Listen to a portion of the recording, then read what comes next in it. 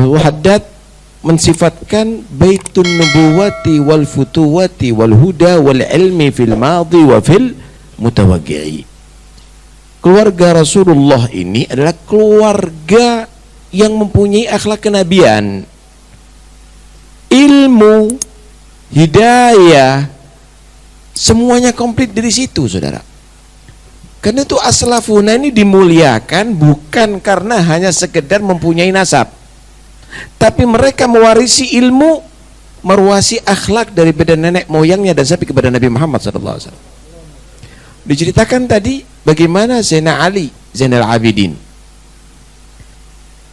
ketika Hisham bin Abdul Malik, seorang amir yang dia pakai mahkotanya, mau mencium Hajar Aswad, berjubel orang mau mencium Hajar Aswad, nggak mampu dia dengan pasukannya membelah orang tadi itu untuk mencium.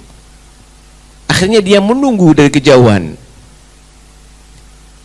Seorang Ali Zainal Abidin tanpa pakai mahkota, dan dia tidak punya jabatan dari apapun, hanya dia disebut sajjad, orang yang ahli sujud, karena dia setiap hari sholat sunnah 1000 rakaat.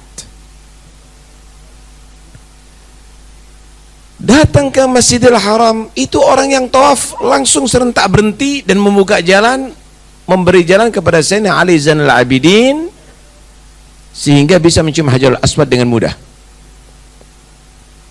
Seorang Arabi melihat sambil menyatakan, la sajjadu hada khairun min taji hada. Sejadahnya orang ini ternyata lebih mulia daripada mahkotanya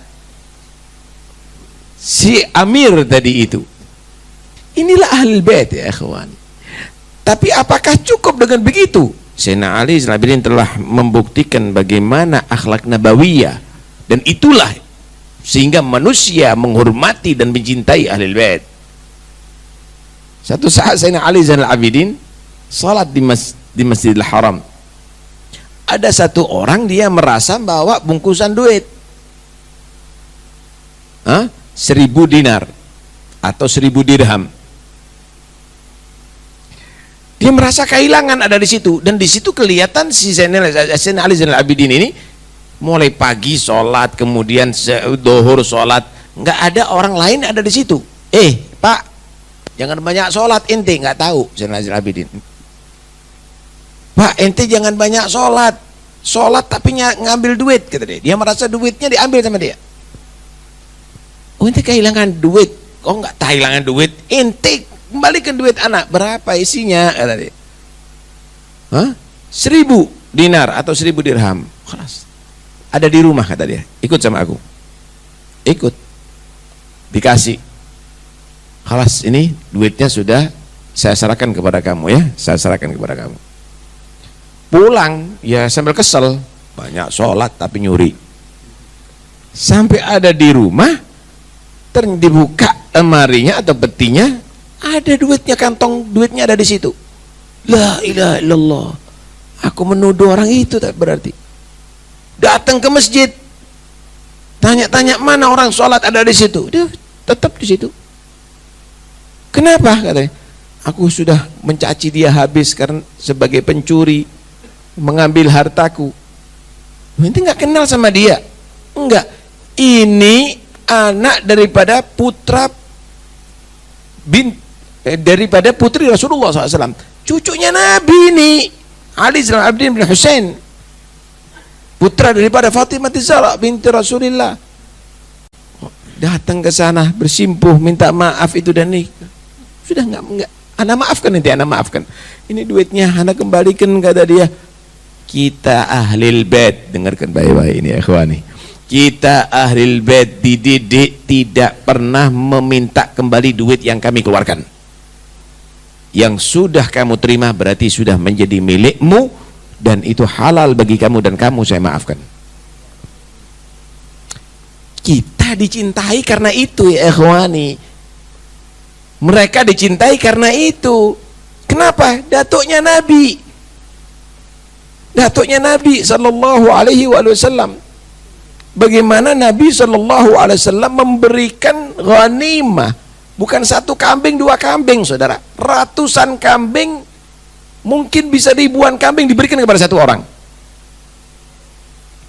Akhirnya pulang dia menyatakan, ente ahsan masuk Islam, ikuti Muhammad, ya dia. Kenapa? Kalau ngasih nggak dikit banyak nih, anda langsung jadi kaya raya, kata dia. Seluruh kaumnya akhirnya masuk Islam. Begitulah ahlul bait, mereka ahlul karam. Mereka itu juga mengeluarkan dananya tidak sedikit. Mereka itu tidak menjadi pendengki, mereka itu tidak menjadi pembenci. Koreksi diri kita. Nah, kita apa yang kita lakukan? Kemudian kita minta dihormati. Nawasib orang pembenci ahlul bait punya banyak bukti, ya ikhwani. Kita melakukan apa? Karena itu aib kalau kita menjadi cucunya Rasulullah tapi akhlaknya tidak menjadi seperti akhlaknya Rasulullah. Cucunya orang soleh tapi tidak mempunyai akhlak yang soleh. Terakhir tadi, bagaimana Habib Musyaykh bin Abdullah bin Ali bin Abi Bakar Sakran.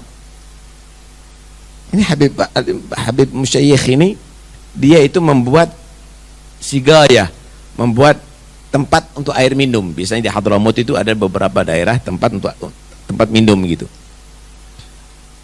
Didapatkan setiap hari ada kotoran di situ. Ada kotoran manusia. Ada kotoran, bangke kotoran yang menjijikkan. Habib Musyaykh ini panggil satu orang, digaji. Inti anak gaji, inti jaga itu dari jauh untuk mengetahui siapa yang naruh kotoran ada di situ. Dilihat, ternyata sepupunya sendiri. Ternyata sepupunya sendiri. Habib, sepupu anda yang namanya fulan. Oh, sudah, terima kasih. Nih gajinya kau. Kelas. Besok koreksi, ya Allah. Itu orang jarang ke aku dan aku lupa dari dia. Pasti dia karena memang punya hajat tapi dia malu datang kepada aku. Dia belikan di pasar gandumnya, makanannya, semuanya dibelikan komplit. Datang ke sana. Assalamualaikum, waalaikumsalam. Kaget dia. Ya Allah, ana minta maaf, ana baru ingat inti ini kerabat dekat sama ana, kata dia. Ini hadiah untuk ana, untuk ente dari ana minta mulai sekarang kapanpun kamu punya hajat, jangan ke yang lainnya dulu ya, ke ana. Kalau ana nggak mampu baru ente ke yang lainnya. Dan ini insya Allah setiap saatnya akan kita berikan kebutuhan kamu untuk kepentingan kamu, untuk kebutuhan kamu. Udah berpelukan ada di situ, pulang. Panggil orang yang jaga tadi itu, anak gaji lagi, ente lihat bagaimana. Mulai saat itu tidak ada lagi menaruh kotoran ada di sana. Nikmatnya, inilah akhlak. Kita ini menuntut orang hormat sama kita, tapi kita tidak menghormati orang.